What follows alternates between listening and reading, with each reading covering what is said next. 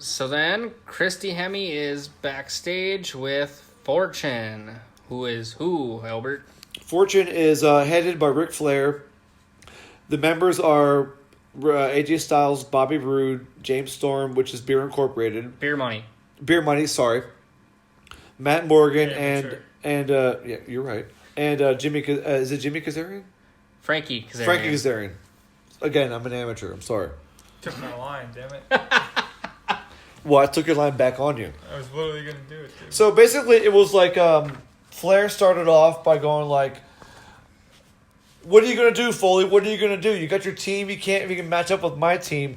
And then I think everyone pretty much on the whole entire roster was between Styles, Roode, Storm, Morgan, and Kazarian had their own little lines to say. I think Kazarian stole this promo. He had like 2 different lines.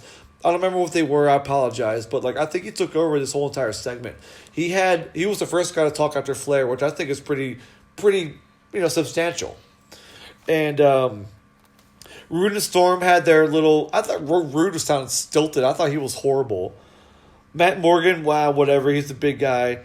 AJ Styles was the last guy to talk, and I thought he had a lot to say. He's like, "We're gonna win, and nothing you can do about it." And I think he was specifically going after Tommy Dreamer. And he said, "Tommy Dreamer." Yeah, pretty much he's talking about shit about Tommy Dreamer. And I beat you before. We're gonna beat you again. All that stuff, and pretty much what you're gonna get from a heel promo. Pretty standard. Which then leads us into the match. So it's a lethal lockdown match. It's Fortune versus EV2. Oh, Fortune, like 4 horsemen, by the way, in case anybody doesn't know. So Fortune is, like Albert said, AJ Styles, Frankie Kazarian, Matt Morgan, and Beer Money. Well, EV2 is Tommy Dreamer, Steven Richards, Rhino, Sabu, and Raven. So first things first is Frankie Kazarian and Steven Richards start off.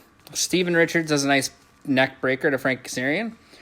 Frankie Kazarian does a nice leg drop to Steven Richards. Richards does a suplex to Kaz. Richards does a clutch to Kazarian, and then AJ Styles is in. AJ Styles and Frankie Kazarian double team Steven Richards. Styles is a figure 4 to Richards as Kazarian pulls his arms. Then Tommy Dreamer comes in. Dreamer does a clothesline to AJ and Kaz. Dreamer does a pump handle suplex to AJ. Bobby Roode comes in. AJ Styles starts raking Tommy Dreamer's face onto the cage. Sabu comes in. Sabu does a tornado DDT to Styles. Sabu does the camel clutch to AJ. James Storm comes in. James Storm does the spine buster knees combination into a DDT. So it's like Styles and Beer Money do this like knees into a DDT spine buster combo from all 3 of them. Sorry, Codebreaker was involved in that too. Well, no, so like I think Storm does the spine buster into Styles' knees, which then leads to a DDT from Roode. It was a really cool combination. It was weird. It's hard to call that. Yeah. But anyways, so that was the Stevie Richards.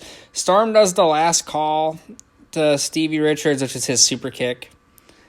Steven Richards does a super kick as well. I just didn't see who that was to. Then Raven comes in. Raven does a DDT clothesline combo to Roode and AJ. Dreamer is standing on AJ Styles' balls in the corner. Matt Morgan comes in. Balls. Matt Morgan powerbombs Sabu into the cage. Morgan does a clothesline to Richards and big boot to Richards into the steel cage wall. Rhino is in. Spinebuster to Roode. Rhino does the gore to Storm. Then the weapons come down. And Richards hits Styles with a cookie sheet. Then Morgan and Raven are dueling with a trash can and a kendo stick, which is kind of cool. Matt Morgan has the carbon footprint to the door, which is his version of the big boot. Frankie Kazarian is shot out of the door. So Frankie Kazarian starts climbing the cage with Steven Richards. Sabu jumps out of the cage at Matt Morgan and Bobby Roode. So Kazarian and Richards are fighting on top of the cage, and there's a ladder put up. and a table. So Richards is laying on the table, and Kazarian is climbing up this ladder. Then Brian Kendrick pops up out of nowhere, and he starts attacking Kazarian on the ladder, which then Kendrick does a backdrop to Kaz through the table on top of this steel cage, which then leads to Tommy Dreamer doing the Dreamer Driver to Styles onto a chair. EV2 get the win. Yeah, I like the finish because I think it was Dreamer getting the comeuppance on Styles, and I enjoyed the actual finish. Like to me, this match is. I know it was like convoluted towards the end because like you get 10 guys in one ring, and it's going to be hard to figure out what's doing what. I like the fact that Foley jumped Flair before the match. I don't know why. I just like that kind of shit. I'm just a sadist, I guess. And Ric Flair did bleed. He did bleed, which Flair does. Flair does. I mean, he should trademark like bleeding from the forehead with hell, even with the lack of hair that he has. Like because before like the 80s or whatever, and he would bleed, the blood would just go through his bleached blonde hair. That's such a good visual though.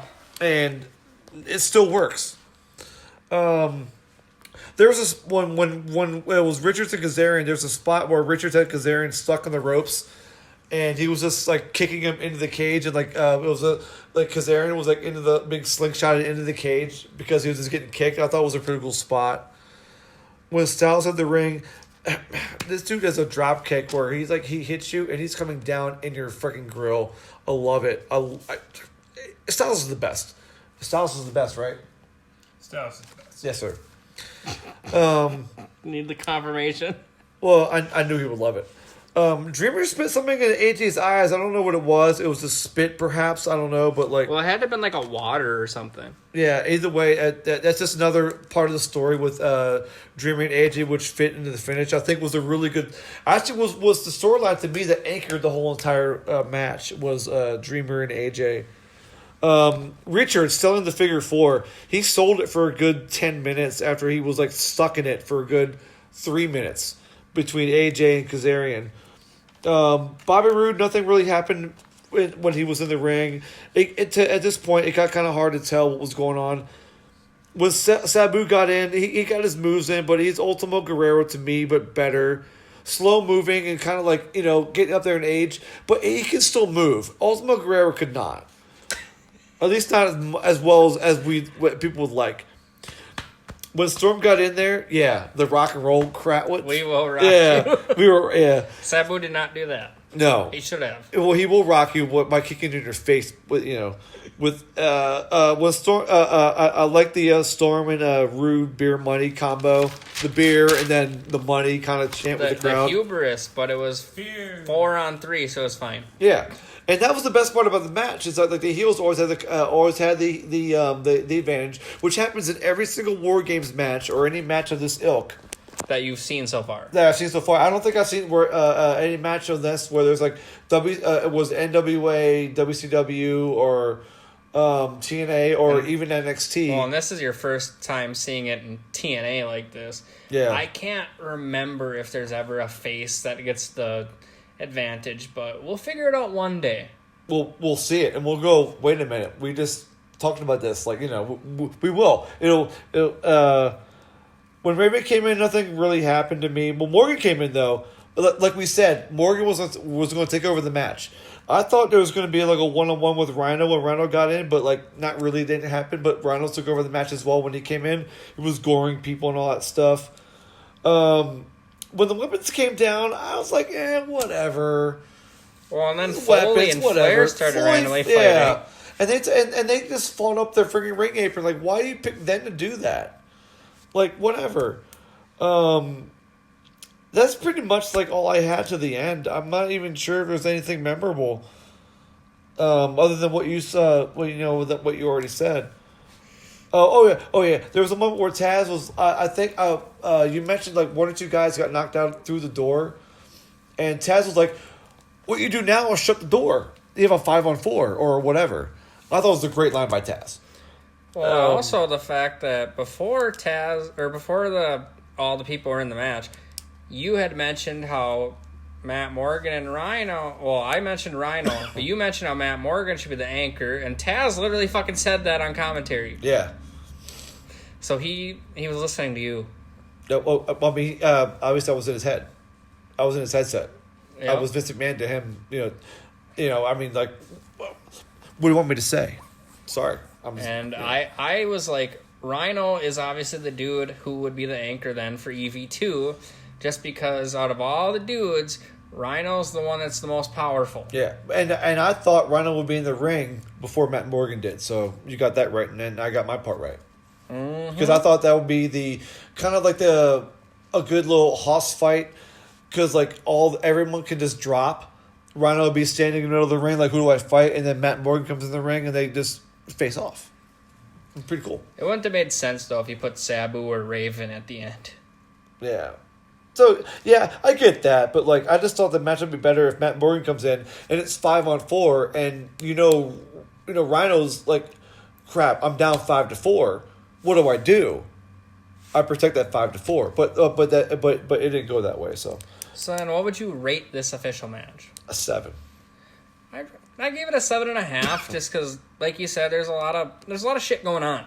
I couldn't tell half of what was going on because like it's like 10 guys in the same ring. It's tough to keep track of it. It gets a little full, but I will say, like, I'll give it a little bit of credit for the whole Dreamer and Styles and doing the ending part by themselves, which kind of... That was, to me, that anchored the whole match, was the Dreamer AJ Styles story. Yep, which is great that they kept on to that and they didn't make it like, let's say, Raven pinned Rude or something like that. Yeah, that would have been like, what? Okay. And AJ Styles is the what? I believe AJ Styles is the best. Of what? All times. He pluralized all times. He is the GOAT. I know. He just... So, like, Legend over here just said AJ Styles is the greatest of all times. Not just one time, but 2 times. All the times. All the times. New York or New Roman? Wow. Wow. Old Republic. Damn. All right. All right. Damn. All right.